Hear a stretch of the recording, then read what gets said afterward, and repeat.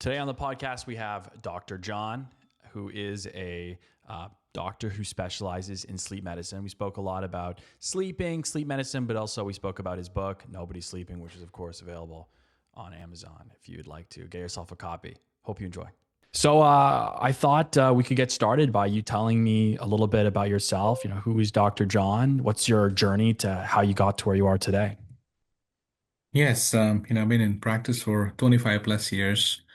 I went to med school when I was 17. So I have four medical specialties.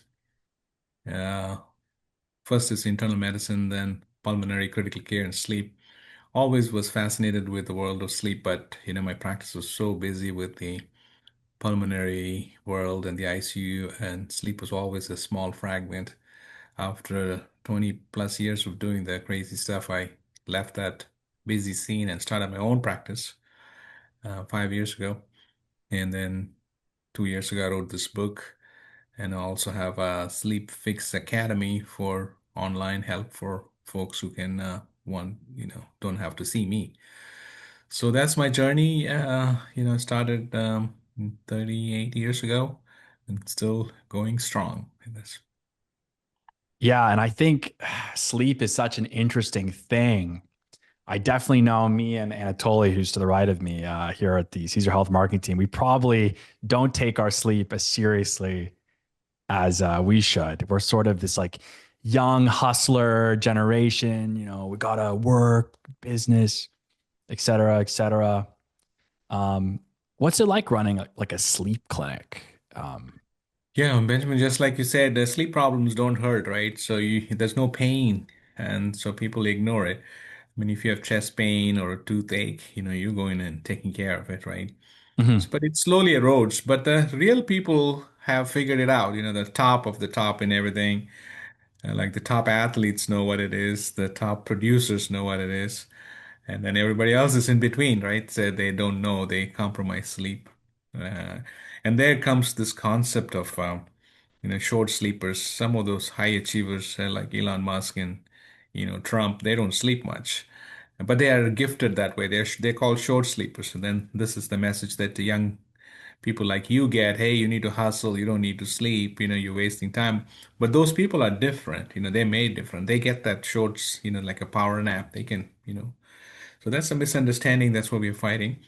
So I have a dual role. I'm also have my own clinic. That's the sleep wellness clinics where I see, I'm authentic. I see regular patients every day.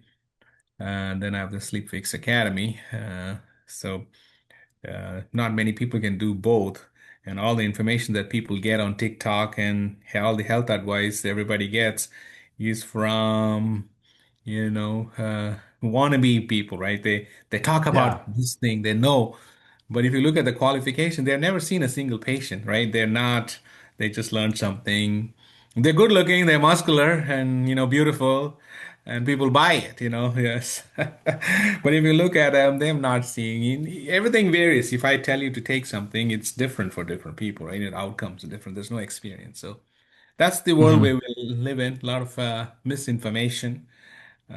People are selling all kinds of things, bad things mostly. Nobody is any getting any benefits. So I have a dual role. So 3 days I practice, 2 days I promote my Sleep Fix Academy. So that's my 5 day Mhm. week. And so let's focus on the clinic first. What does like a typical patient look like for you? Or is So there no people come typical with patient? me with two problems. Either they don't sleep or they sleep too much. So these are the only two problems. And of course, snoring is part of that. So you're cranky or you're snoring or you're tired. Mm. So that's the three most common complaints uh, they come in with.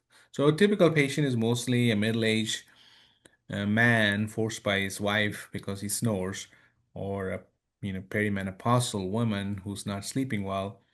And then, of course, a lot of teenagers, they don't sleep well. So the Mhm. teenagers and middle life people are the most common ones that I come to my office.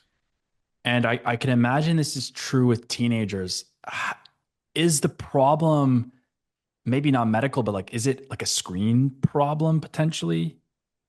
Yeah, a would you lot of say? he says a screen problem and a clock problem. The young people's clocks move naturally in teenage years. You tend to sleep late and wake up late. That's a natural because of the hormonal changes. That's what happens. And then the behavioral things, you spend, like you mentioned, screen time is huge. So most people are sleep deprived. The time for screen comes from compromising your sleep. And so that's the Mm. 3 hours, 4 hours that comes. And so people are tending to sleep later, they're tending to wake up later, they're tending to sleep less. So we are in a, sleep deprived pandemic. Sleep deprivation is huge today. Yeah. And the book's called Nobody's Sleeping. Yeah. So Mhm. I assume that it's gotten worse, would you say? Oh, yeah, Uh every year it gets worse. The pandemic was the big change. So what happens is people don't tend to sleep. And then what happens when you go to college, it gets worse, but you schedule your classes later. But then when they start work, they have to realign the clock because society runs, 9 to 5. So you have to wake up, leave your house at 8 to go to work at 9. But what the pandemic did was everybody's able to work from home. So everybody's sleeping in and yeah. getting to work. So that changed the whole thing. And since people are not working or working from home, you had more time on your gadgets, the social explosion of the social media. So the use of the phones and the social media, which has been exploding, a lot of has changed from 2006 from the invention, from the popularization of the iPhone. So in the last 20 years, that's been worse, but in the last 5 years, it has dramatically gotten worse. Yeah, and I have my phone here. I do remember my childhood. There was a phone-free childhood. I mean, I was born in 1998, but it's kind of crazy to imagine that my parents' generation never had cell phones. It's such a Yeah. big part of us. Mhm. Um, and I imagine it's probably a lot easier to fall asleep without an iPhone in your hand. Correct, because it's a constant, you know, it's something close to you. So you want to check, and then you get dragged into it. The one message you look or one thing you look, it just feeds into it. We are 24/7, right? Everything is any political news today was always there. Things has been always kind of this things, bombing, capturing, but now it's at another level, right? It's amped up. It's on steroids because we know we want to have our own interpretation. Somebody said the same thing. Everything has been there for all these years, but now it's so fast and everybody's more informed. Yeah. So that's the sleep clinic. So then how does Sleep Fix Academy work? So Sleep IFX Academy is online, so people, they can take that online course and they want to learn something. I have a lot of podcasts in there. There's access to my book. So and finally people decide, hey man, I want to get my sleep better. So they click on that course and it's a 6 weeks self-help course. And do you think that I know I probably know the answer, but like we have, like we said earlier, all the hustle stuff about not sleeping and et cetera, but like maybe sleeping is actually the secret to unlocking the true hustle because then you're, Correct. yeah, Yes, you said it. That's why the main people know it, right? Few people who are intentional know it. The top of the elite. If you look at LeBron, that's what he says. The baseball player, Shotani. I can't wait to go to sleep. And Tom Brady, all of them prioritize sleep. Then there's everybody else. The best of the best know, because once I mean, I had to learn it the hard way because of my intensive care unit work. I was so busy in my med school, but now I sleep. The achievements for 2025 was 205 boot camps. mm, I did 72 rounds of golf, and then 365 days I had 8 hours of sleep. So that's where I am. I slept 8 hours, and I've had many meetings.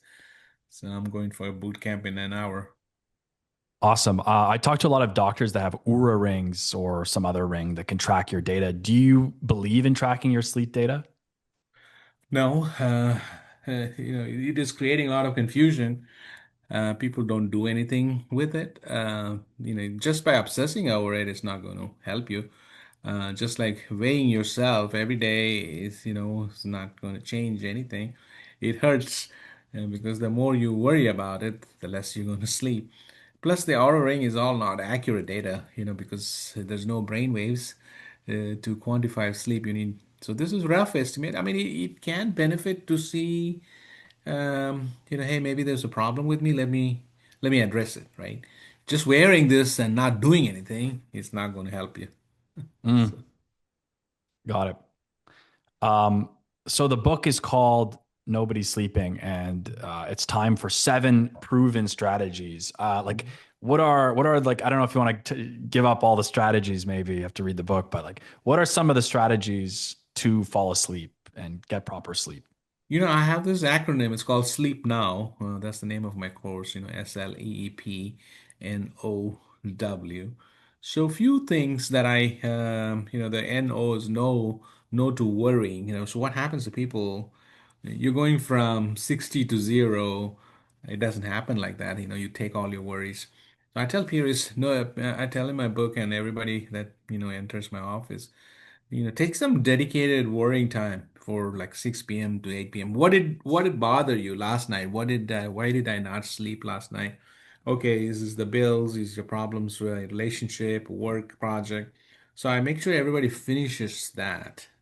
Mm, If you can't finish it, write it down. So you don't need to take it to your bedroom, right? So that's a huge, huge, huge thing that I tell people. Not many people, talk about it. And the next big thing I tell people is something called, now you are less stressed. You lay in your bed, and then what we think about reality. So I said, when in bed, I teach this technique called vivid, imagination, where you want to think about something that's in the abstract, not reality, mm, not the problems, because you address the problem. So you want to be the creator of a show, and then your imagination takes out. Now, I've been doing that for about 30 years myself. If I lay down, I just start thinking, and I'm out in 5, 10 seconds. So that's a huge, huge, huge technique that mm, I tell I tell people. And also, the one other big thing is everybody wakes up in the middle of the night. The question is, did you wake up because of a medical reason, like short of breath, or you have to pee, use the restroom? So if you're waking up without any problems, then I tell people to leave the room. It happens to me too. So sometimes a couple of times a year. I just leave the room and then let go of whatever it is. I watch TV for a little bit. I don't get on my phone. Phone is too much because it's a rabbit hole. You go into this and the light's so close to your eyes. So I watch TV or read a book and then come back. So these are some mm. of the three best things I tell people to do. Not to worry in bed, do the worrying outside. That, and once you are in bed, think about something, the abstract, not the reality. And then if you wake up, leave the room. So that will help. Of course, everybody knows about the phone and all that. Uh, Yeah, I think we so all are aware. yeah, yeah. Yeah. Um, and you mentioned that you worked in the ER. Mhm. I can imagine that would be a very difficult to go home after a day in the ER could be quite difficult. We had a nurse practitioner on called Peggy, and she was talking about her experience in the ER, just like, you know, a little traumatic in a way. Like we're so sheltered from these things day to day, and then to be in the ER, you're every single day you're faced with it. Um, So what's I your actually experience with that? I worked in the intensive care unit, which is Mm, like even worse than the ER because ER you stabilize and you ship them to the ICU. The ICU is the place where most people die. People do die in the ER, but majority of the time you come into the intensive care unit. It's your job to change that life of that person, like that person, death, and you're in the middle. So you're that guy or woman that makes the difference in their lives. So you do carry a lot of burden. I found a way. What I did, I live 20 minutes from my work, so as I'm driving, I am just decompressing. I just don't let everything go.